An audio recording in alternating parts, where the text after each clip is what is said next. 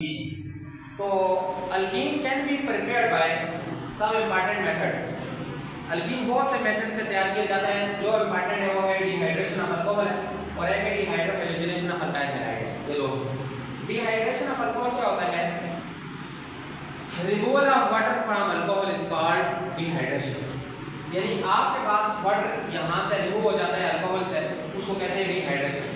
यहाँ पे कुछ चीजें मैंने लिखी हैं, द प्रेजेंस ऑफ एसिड। यहाँ पे जो रिएक्शन कंडीशन होता है एसिड होता है।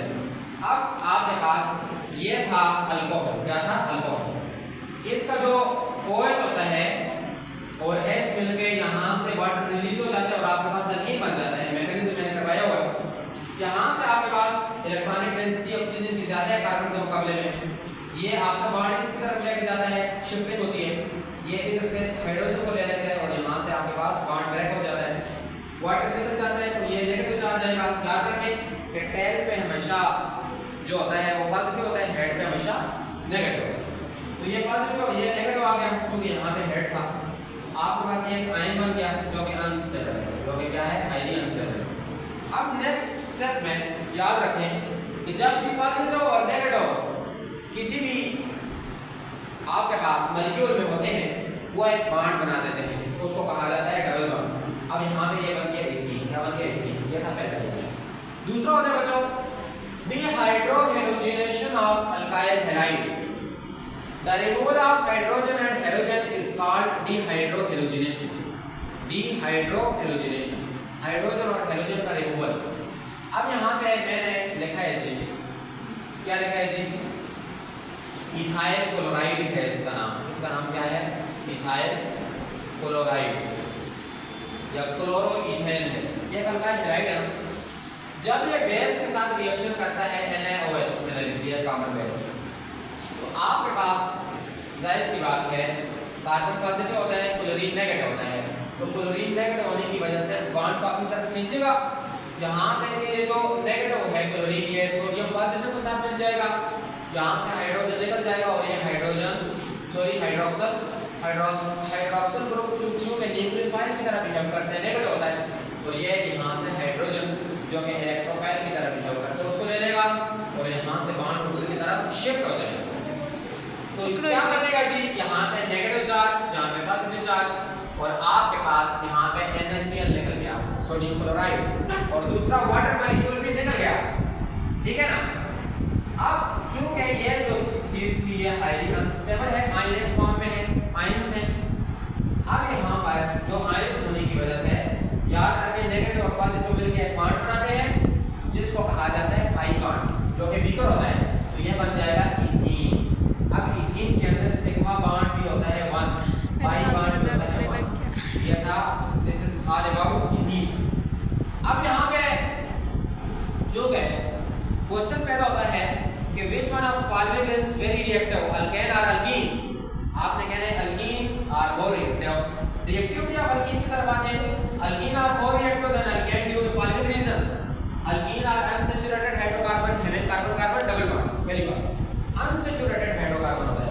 दूसरी बात ये है alkene में पाई बॉन्ड पाया जाता है जो कि वीकर होता है सिग्मा बॉन्ड से। Pi bond is always weaker than sigma bond due to side-wise overlapping of orbital.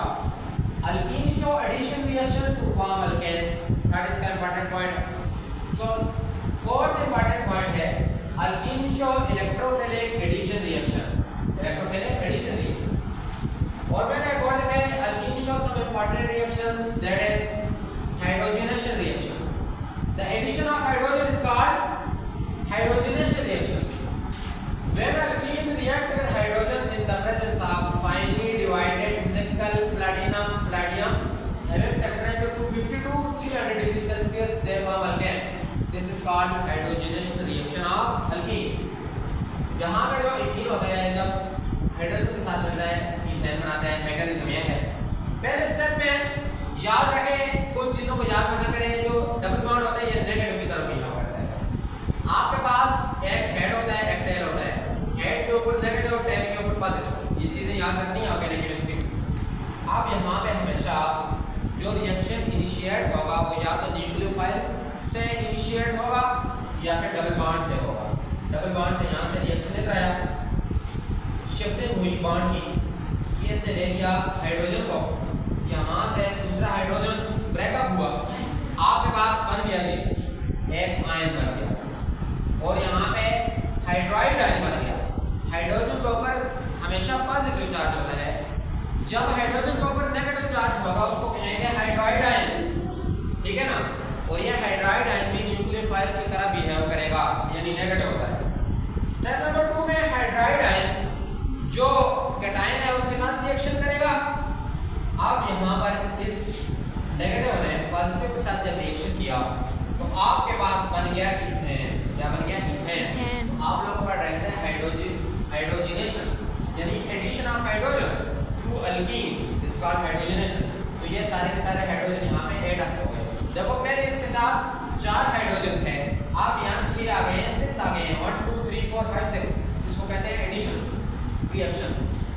Important example daily life में आपका जो वेजिटेबल ऑयल होता है, अगर उसकी हाइड्रोजनेशन करवाएं तो वो वेजिटेबल घी में कन्वर्ट हो जाता है, यानी जो तेल होता है वो डाल्डा में किस तरह कन्वर्ट होता है जब आप उसकी हाइड्रोजनेशन करवाते हैं। इसी वजह से डाल्डा जो होता है बहुत ज़्यादा डेंजरस होता है।